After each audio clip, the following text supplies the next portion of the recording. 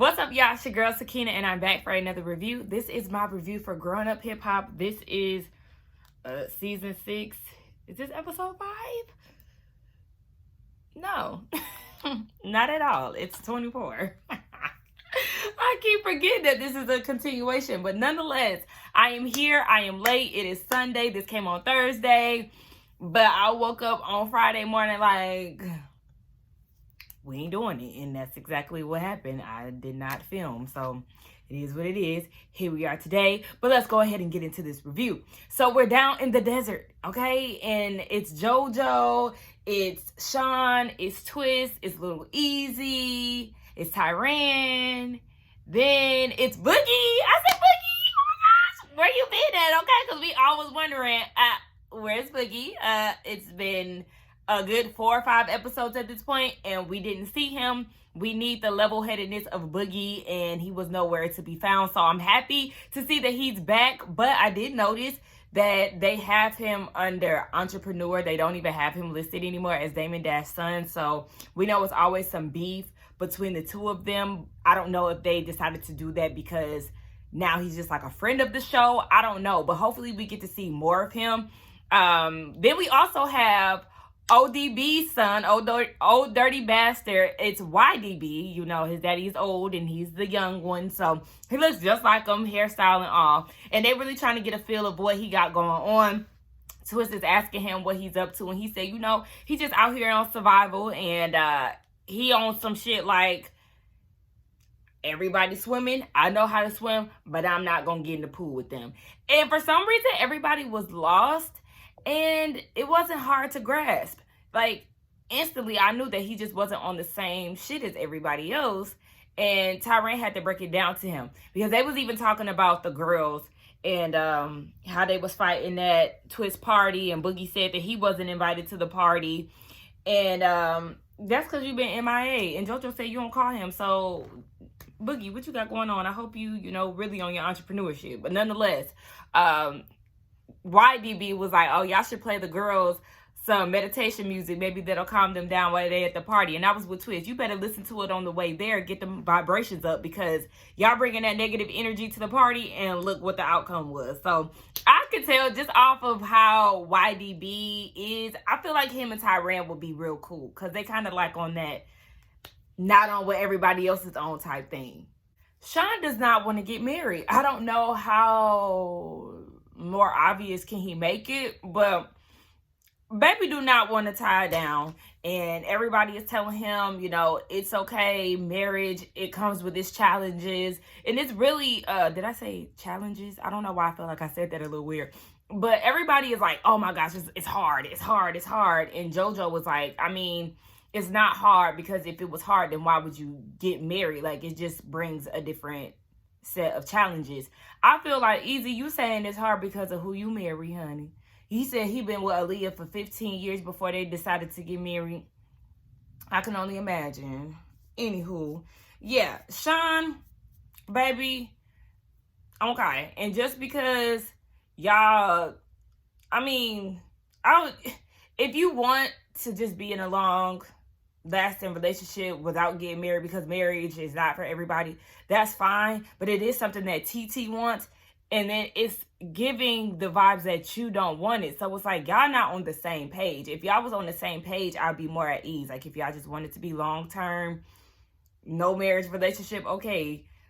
And if y'all want to get married, that's fine. But y'all just, it's like you're doing it because she had a baby or something. Like, I don't know. Or because she had a baby and now this is something that she wanted because her life didn't go in the order that she wanted. Remember, TT wanted the marriage, the baby, and all of that. She wanted it the right way.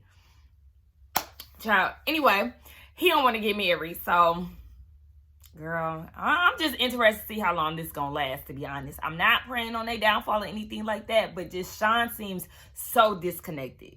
And then, does he really have all the money that the people are saying that he has? Because they started talking about how JoJo's dad paid for the wedding, and JoJo was like, no, Reverend didn't put a dime towards his wedding.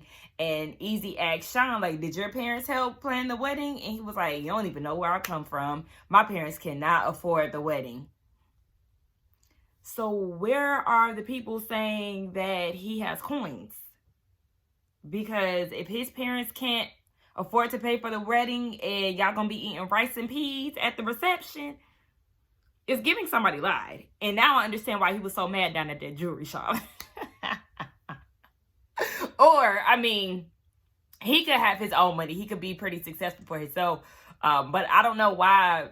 I don't know if people was giving me that information, but they was making it seem like he came from like a rich family. Child, somebody lied somewhere. So we get Sequoia, her beautiful mom, Tiny. She said that she is an artist manager and she's been in the industry for a long time, and she's LA all day, okay? That's what she let us know. And then we have Casey's son. He is in attendance too. Why can I never get this man's name? I don't know. I think it's Devin. I think. Anyway, Tiny is upset because she doesn't like the feud between Savannah and Sequoia, because remember, they showed us that flashback on the first episode where the mom wants Sequoia to make it right because she's in close relationship with Faith and Stevie.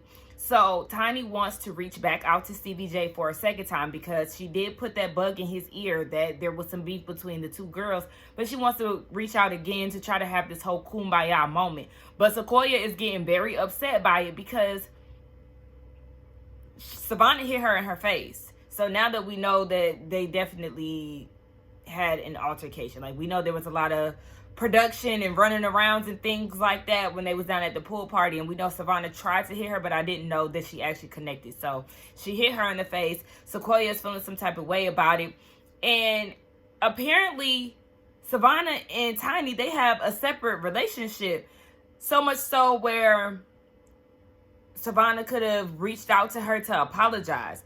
And that's when I really started to look at Savannah a little different, because if you have a close relationship, even though Tiny knows Stevie and Faith, but just the fact that you have a personal relationship with her as well, so much so to where you have the option to call her and you didn't. Not necessarily saying you have to call her, but just the fact that you didn't think of her in that moment. Like, that's my auntie or my play auntie, whatever you might want to call her, a family friend's daughter. Like, I would never want to disrespect her like that, because regardless of Sequoia getting up in defense of her son, Savannah came over talking her, like, you know, talking over her, whatever. And it's just like, okay, you really came to her like you wanted to fight. So I understand where Sequoia is coming from. Like, you trying to play peacemaker, but this girl didn't consider you in the moment, and she didn't even try to think about you after the moment to apologize to you, even though she doesn't like me. And I'm with Sequoia. You hit me in my face, girl. You meant that. So that whole sitting down with our parents and you apologizing, it wouldn't feel genuine to me either, because we already know how disrespectful Savannah is. She's childish, and I just would not want to sit down and talk to her. If she could be disrespectful to her daddy, I don't know how she is with her mama, but she real disrespectful when it comes down to how she talk to people. So I wouldn't want to have any type of resolve with her. So we have YDB preparing for a child. He is shopping for baby clothes. Was y'all thrown off when he asked that lady, "Excuse me, what's this?" A blanket with a stuffed animal attached. You got 7 kids. Why you don't know that? I don't know if he was just doing that for the cameras or just to not make it awkward. Nonetheless, yes, it's him, JoJo, and Lil Easy, and they having a conversation because, like I said, YDB is getting ready to have another kid. He has 7 children. I said, what? Okay. So then we learned that ODB had 7 as well. And then we learned that Eazy-E had 11 kids. And then we learned that Lil Easy last week has 6 kids. And we already know Rev Run from Run's house, he has 6. But Easy threw me off when he said he wanted to show his kids a little something different. So that's the reason why he got married. But I said, ain't you the same one who was like also trying to talk to TT and said that she was never gonna stop flirting with her? You think that's how you should be treating the mother of your children, your wife? We all have attractions you know, but sir, don't be flirting with no other woman, especially not in my face or on TV. I don't want you flirting with nobody. I'm looking at him like, boy, get out of here. Anyway, yeah, so they're talking about legacies and things, and I actually appreciated YDB when he was saying that he doesn't want his children to basically follow the footsteps of being in the hip-hop industry. He wants to expose them to something different, and I like that, because a lot of times in the Black community, the way out is usually sports or the music industry, and we're so much more than that. There's so much more in life. There's so many different ways to be successful outside of what they try to paint Black success on TV or in the media. What they try to paint Black success as in the media is what I was trying to say. So I like the fact that he said if his kids gravitate to it, then it's just that. But the fact that he was born into the hip hop industry, that was a lot. He said that some of his siblings are actually fighting over his dad's royalties, and that's just a lot to deal with. So, and Easy could relate, because he said, you know, once his dad passed away, he had to worry about, like, you know, money hungry vultures who was trying to take advantage of the money and things. So show y'all kids a different way, but just make sure y'all a good example all around in regards to treating women well, providing for the family, having great communication, like those type of things. Be a well-rounded father, not just because you're there. Like, you know, pour into your kids and be a good example is what I'm asking you all to do. So Pep and Tyron, they have a conversation. She's in LA getting prepared for another tour, and the topic of TT came up. She wanted to know more details on the wedding, where it's going to be. We know that it's going to be in Florida because that's where his grandma is, and it's coming up in November, which sounds very soon. So maybe they're in like August, October right now. I don't know. But that's the details of the wedding. And Pep is like, you know, I feel like a part of me is angry, but then a part of me is like, you know, I'm still the auntie. I knew her since a baby. Well, you should have thought about that before you and your drunk daughter got on TV trying to talk shit. Okay? Before you decided to take the side of Sam, who is now showing you that he's doing nothing but flipping your daughter's world upside down. You should have thought about all of that. You wasn't looking at her in an auntie light. You wasn't giving her that family love when you was trying to be underhanded and doing too much. So you got to deal with that. You're talking about something. I know she hopes that I come to the wedding. Well, from the sounds of it, the invitations were already not filled out, but already mailed out, and it didn't come to Vegas. So I don't know what to tell you, Pep, talking about some hope. Baby, you got to get invited to come to a wedding. I hope you don't think you're about to just pop up. And I will say, Pep does look good. Somebody said that she looks different, and I thought the same when she was talking to Sam in Egypt on the last episode. I don't know if it's the fact that she may have gotten... I said the fact that she may have. But I don't know if she may have gotten veneers or what, but... or new veneers. Something looks different about her, but she looks a lot better compared to what she's looked like in the past seasons. But anyway, sis, I don't know what to tell you. You're not invited, and the fact that you trying to make it seem like you had made amends and you did your part, girl, giving delusional, because no. Anyway, girl, you're not invited, so let's move along. And honestly, ain't no telling how long this marriage is gonna last between TT and Sean, because living life lately, smelling like money, looking like Casey. I don't want to wild out, but this liquor might make me. Devin, I don't know what that was, but it wasn't giving what you thought it was supposed to give. I mean, you gotta be your own cheerleader, which I understand why you were so geeked about it, but... So, Easy comes down to the studio, and to his surprise, Sequoia was there. I don't know if he was trying to chop it up with just Devin or what, but I don't know. Anywho, they have a conversation about Easy's sisters, and he's filling Sequoia in because she's the one who was asking about his sister Erica. At first, I thought she was trying to ask about Aaliyah, and I was like, "Oh, girl, not you getting her name wrong? Who's Erica?" But it's his sister. So his sisters are actually working together with somebody to do an investigative documentary. They feel like Eazy-E may have died on conspiracy, so they're trying to figure that out, but Eazy is not on board with it because he feels like basically it's like a money opportunity for these people who are coming forward who now want to film this documentary, and he also just wants his dad's legacy to be what it is and not have his sisters end up hurt. You know, just kind of remember him for what it is, allow his legacy to be what it is, and just move forward. And I understand that because it's not, I don't know how, I can't say it's not needed because I don't really know the details, but sometimes some things are better left unsaid depending on, I'll just say that some things are better left unsaid. So he just wants to protect his sisters and just remember his dad as he remembers him. So that's that. And then Koya started talking about her being in the studio and Lazy Bone being her mentor, and she started off singing. Now she's branching off into into rapping. I don't know if she was singing or if she was rapping on that song that we heard, but I didn't care for it too much. It was just more of the same, the R&B rap thing that the girls are doing now. So, it wasn't anything that necessarily stood out or was any different from what we already hear. Now, Koya, LA Baby is definitely a catchy song. She played it for Lazy. I don't know if I mentioned that he was in attendance or not, but he did stop by the studio and she played her single for him.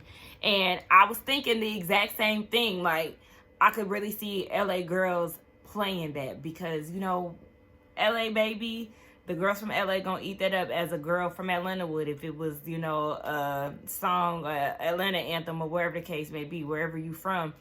Women will gravitate towards things like that. So I think that is something that's really unique about the song. It'll definitely stick out and catch on to a lot of LA girls because, really it's in my head. I ain't no LA girl, but LA Baby, like, that's cute. Okay, cool, yeah. So then Lazy got into the whole tussle with Savannah situation. He said he's seen it. Did production play the video for you? Because, how did you see it? Nonetheless, because somebody in the comments talking about, nonetheless, it's like another word for however, it's bad grammar. Baby, we do not care, okay? We do not. And let me tell y'all, I be seeing y'all in the comments gathering the girls and boys who decide to try to come for me. And I'm not saying that we all have to have the same views and opinions, but some of y'all do be doing a little too much, and it just be like, child, I just ignore it. But I see y'all be getting on their asses. I said, okay, I ain't even gotta say nothing, cause y'all sound ridiculous, and the people gonna let you know. Okay, I just choose not to give my energy to that because for what? It'll just be a constant going back and forth. And I don't want to disrespect anybody, even though I feel like some of y'all just do the most in regards to how I speak, what I did, what jewelry is in my mouth, like, just things like that. It's just like, okay, I'll just let it be. So, nonetheless, Stevie J, Lil Stevie, I don't know if that's his name or not, but Lil SJ, okay? Sequoia and her mama, they have a sit down, and Sequoia is apprehensive because she's just not really into this whole thing. Stevie J says that he doesn't condone this, and he's just trying to figure out how they can get it together. But I'm not understanding why you're so shocked, because you know the child that you have. You know how your daughter is, how reckless at the mouth she can get, how she is with you. So imagine someone else. Like, let's not be shocked here. And y'all think that y'all could just resolve this by making music? If I was Sequoia, I wouldn't even entertain that because I don't want to make music with y'all. Like, I don't. This is not what we're here for. We're here to really talk about what your daughter did to me. But it's just like, yeah. Stevie said that he does see Tiny on the weekly basis. But he doesn't obviously have that much of a connection. I ain't gonna say that much of a connection, but obviously they may not do like family oriented things together if he doesn't really know Sequoia like that. But it was kind of given like, you know, when you in elementary and maybe you got into it with the neighbor's kid, and then like the neighbor and the kid come over at your door and the parents got to hash it out because the kid was acting up. Like, this is one of those things, but the difference is the kids are grown. So it's just like, how much can the parents do? I mean, they can mediate, but it's not really gonna give too much of anything. I'm sorry y'all if my energy is low. It's because I'm extremely tired, so I'm not like, hey y'all, what's up with you guys again? Because I'm like dead ass sleepy. I might take a nap after this, even though I got another video to do. But it's 2:22 p.m. But I had to work earlier, and I went out last night. So y'all know how the game go on these weekends. I be out in the streets these days. So anyway, yeah. Koya said, look, Savannah, she got a mouth on her. So that's the issue at hand. So yeah, with Sequoia saying that Savannah is out of control, you can tell her mama is kind of pissed off by the fact that Savannah did put hands on her daughter. And Sequoia is like, look, I'm at the point where it's on site when I see her. So Stevie J, I understand you want to do this kumbaya type of situation, but I'm going to need you to talk to her before I actually see her, because we're going to be tussling in the middle of Rodeo Drive or Hollywood Boulevard or Sunset, wherever, all them little streets out there in LA, okay? They're going to be tussling down there if Stevie don't get his daughter in line. And then her mama was even asking little SJ. I hate names like that, like SJ. Because like DJ, AJ, PJ, like the names that like kind of got the D, E, B, like that, okay. But like we start trying to do stuff like SJ, it's giving force. Like it just don't sound right. So I'm saying that to be funny, not like, even though I know Angela's son is like SJ, and it makes me cringe too, because it's just like, girl. Nonetheless, they want to try to come to some type of resolve, and little Stevie J said that she didn't tell him the whole story because she really be on her own thing. But like I said, y'all better do it before Koya get a hold of her. She said she's somebody who matches the energy of everyone else. I said, oh, is that so? When y'all was at that showcase and Tanise was being nice, she was not giving her the same energy. You was ready to fight. But we trying to let that go. I just kind of want to remind you of how you started. Tyrone and TT are together, and she's telling him that the wedding has come up to $150K. I don't know why, in regards to this wedding, TT been getting on my nerves. Like, I don't know, her voice was annoying me. So I talked to a wedding planner, and she said the wedding was $150,000. Girl, cut it out now. So then Tyrone goes into the topic of Pep and how they had a conversation, and she seems sad, and TT is trying to tell him, wrong road, do not get in the middle. And he continues on to talk about how she just looks so sad, and that's her fault. She made the bed, she has to lie in it, and when she had the opportunity to make it right, her and Egypt didn't. So it's like, what more can she do? She is not obligated to have your mother in her life. If your mom is on some toxic BS that is not coming from a loving, caring place, why should she have Pep in her life, at her wedding, at any type of event that TT throws? For what? But yeah, I just feel like you need to stay out of it. And then she said that they do have 2 months to get it together. So I was right. They were in the month of August. Wait, right? August, September, October? No, they was in September, October, November, September. Talking about something I was right. Girl, no, you wasn't. I mean, my timeline was around. Anyway, yeah, the wedding is in 2 months. I said, so what y'all do with Tyron? Because we ain't hear that he got vaccinated. So what y'all gonna do? Just not tell the people that he's not? I guess we'll just see in November. In conclusion, Savannah is draining.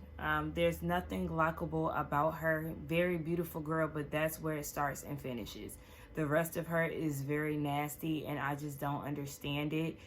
It's like you're very off-putting. And I understand you haven't seen your dad in 5 or 6 months, however long she says she ain't seen him. And that's kind of wild, especially if y'all are in the same city. Like, we already know her and Stevie's relationship is very weird to begin with. Obviously, she holds a lot of animosity towards him and him not being present or that present with her growing up. But it's just all about the way that you treat people. Your dad doesn't have to be your favorite person, but I feel like that's spilling into other relationships, and you trying to act as if you're just really nonchalant about it and you don't care to talk about Sequoia, but you and Cree were very pressed the moment she came into the party. Y'all were acting like little girls in elementary, so for someone to be so bothered or unbothered, you were mighty pressed by her presence. So then you go and say that you would punch your dad in the face just like you did her. Like, I don't want to talk about it. I'm already tired, and really, I just don't have the energy to talk about such a draining individual. I'm happy we didn't see big ass Cree in this episode. Very excited to see Boogie, and I hope that he does come to more events and, you know, shows up more on our TV screens. But yeah, I think this episode was pretty good. It wasn't a bad one. I think I just kind of gave a little less energy than I typically would, so I do apologize about that. But I already done made my mind up. Your girl is taking a nap. I'm mad I put these lashes on because now I'm going to have to either put them back on or I'm going to just have to sleep a particular way, because I do not sleep with my lashes on. But nonetheless, I'm about to catch me a nap, y'all. Y'all let me know what y'all thought about this episode along with this review. Let's get down in the comments and talk. Don't forget to like, comment, and subscribe to my channel. And I will see y'all in the next one. Bye.